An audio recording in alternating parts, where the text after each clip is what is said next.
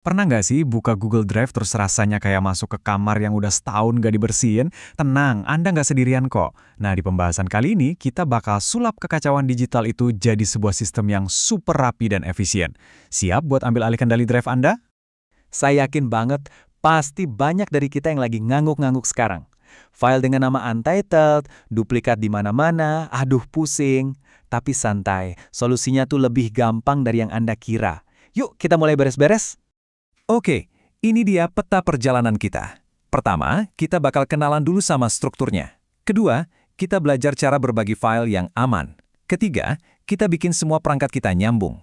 Dan yang terakhir, Anda siap jadi masternya Google Drive. Oke, kita mulai dari bagian satu, fondasinya. Ya, sebelum kita mulai merapikan, kita harus kenal dulu sama denah rumah Google Drive. Ini adalah langkah paling awal dan paling penting buat menaklukkan kekacauan. Di halaman utama Drive, Anda pasti lihat 4 area ini kan? Ada Drive saya, Drive bersama, dibagikan dengan saya dan komputer. Kelihatannya sih mirip-mirip ya, tapi percaya deh, paham bedanya ini benar-benar jadi kunci utama biar semuanya rapi. Nah, ini dia nih perbedaan paling dasarnya. Anggap aja Drive saya itu kayak laci meja kerja pribadi Anda. Isinya punya Anda, tanggung jawab Anda. Kalau Drive bersama, itu lebih kayak lemari arsip satu kantor yang dipakai bareng-bareng. Poin paling krusialnya, kepemilikan. Kalau ada anggota tim yang keluar, semua file di drive bersama tetap aman, nggak ikut hilang sama akun dia. Nah, ini dia yang sering banget bikin orang bingung.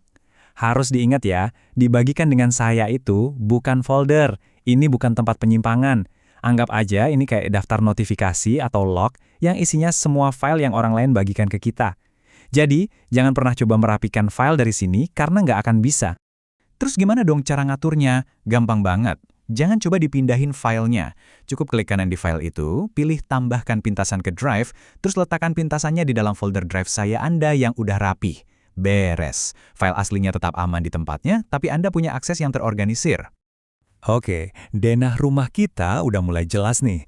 Sekarang kita bahas soal cara mengundang tamu, atau lebih tepatnya gimana cara berbagi file dengan aman. Intinya adalah kolaborasi, tapi kendali tetap di tangan kita. Ada 4 level akses yang wajib Anda pahami. Pemilik, yaitu Anda, punya kendali penuh 100%. Editor, bisa utak-atik isinya. Pengomentar, ini pas banget buat minta masukan, karena mereka cuma bisa kasih saran tanpa mengubah aslinya. Terakhir, pelihat, yang cuma bisa lihat dan download. Aturan praktisnya, selalu berikan level akses paling rendah yang dibutuhkan, jangan berlebihan. Jadi, cara berbaginya gimana? Ada 2 cara utama. Mengundang langsung lewat email itu kayak ngasih undangan pribadi paling aman. Nah, yang kedua pakai link. Hati-hati banget sama link publik. Itu sama aja kayak nempelin kunci rumah di pintu depan. Siapapun yang nemu linknya bisa masuk. Jadi gunakan dengan bijak ya. Ini dia trik buat para power user. Pas Anda mau berbagi file, coba deh cari ikon gerigi kecil di pojok kanan atas. Kalau diklik, Anda bisa ngatur hal-hal canggih. Misalnya, melarang editor buat nambahin orang lain, atau bahkan mencegah pelihat dan pengomentar buat ngedownload atau ngeprint dokumen sensitif Anda. Kendali penuh ada di tangan Anda. Nah, ini fitur yang cerdas banget, apalagi kalau kerja bareng pihak eksternal. Anda bisa kasih akses ke file, terus atur tanggal kedaluarsanya. Begitu waktunya habis, akses mereka otomatis dicabut. Jadi nggak perlu lagi pasang pengingat buat hapus akses mereka secara manual. Praktis! Oke, kita masuk ke bagian ketiga. Kita akan bahas keajaiban yang bikin file Anda selalu update di laptop, HP, dan tablet secara bersamaan. Ucapkan selamat tinggal pada flash disk.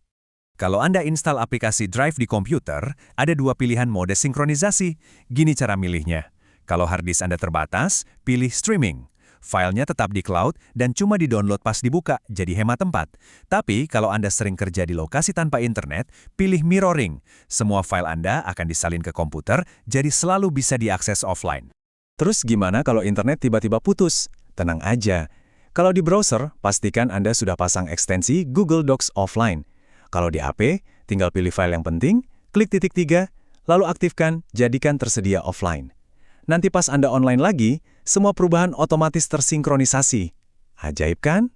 Dan akhirnya, kita sampai di bagian pamungkas. Gimana caranya naik level dari sekedar pengguna biasa jadi seorang master produktivitas di Google Drive?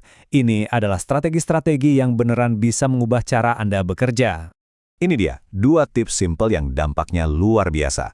Pertama, biasakan menamai file pakai format tanggal di depan, misalnya tahun, bulan, tanggal, underscore nama proyek. Ini bikin file Anda otomatis terurut secara kronologis. Kedua, manfaatkan warna. Folder merah untuk yang lagi dikerjain, biru untuk referensi, hijau untuk arsip. Mata kita jadi lebih cepat ngenalin prioritas tanpa harus baca satu-satu. Berhenti deh buang-buang waktu mengklik folder satu persatu buat nyari file. Kotak pencarian itu adalah senjata rahasia Anda. Coba deh ketik type spreadsheet untuk cari semua sheet atau owner nama.rekan@email.com buat lihat semua file dari rekan Anda. Ini benar-benar cara tercepat buat nemuin apapun. Setiap akun Google gratis itu kan dapat jatah 15 GB. Kedengarannya emang besar ya? Tapi ingat, 15 GB ini dipakai keroyokan antara 3 layanan, Google Drive, Gmail, dan juga Google Photos. Jadi, kalau nggak dikelola, bisa cepet banget penuhnya. Penasaran file apa aja sih yang makan tempat paling banyak? Langsung aja buka link ini, dan Google Drive akan nunjukin daftar monster penyedot kuota Anda. Hapus yang nggak perlu, dan ini yang paling penting, jangan lupa kosongkan juga folder sampah. Kalau nggak, ya sama aja bohong, penyimpanannya nggak akan lega. Kalau dari semua pembahasan ini ada satu hal yang harus banget Anda ingat, inilah dia. Selalu gunakan pintasan, jangan pernah buat salinan. Kenapa? Karena pintasan itu selalu menunjuk ke satu file yang asli. Jadi semua orang akan selalu melihat versi terbaru. Ini cara terbaik buat menghindari mimpi buruk punya file dengan nama revisi final banget V2. Coba deh, jadikan ini kebiasaan rutin, mungkin setiap beberapa bulan sekali, luangkan waktu 10 menit aja buat ngecek siapa aja ya yang masih punya akses ke folder-folder lama saya. Kalau proyeknya udah selesai, langsung cabut aja aksesnya. Anggap saja ini seperti bersih-bersih rumah digital Anda secara berkala.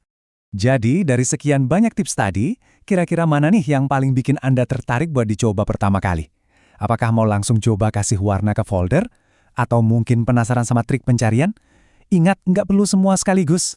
Mulai dari satu kebiasaan kecil aja, udah jadi langkah besar.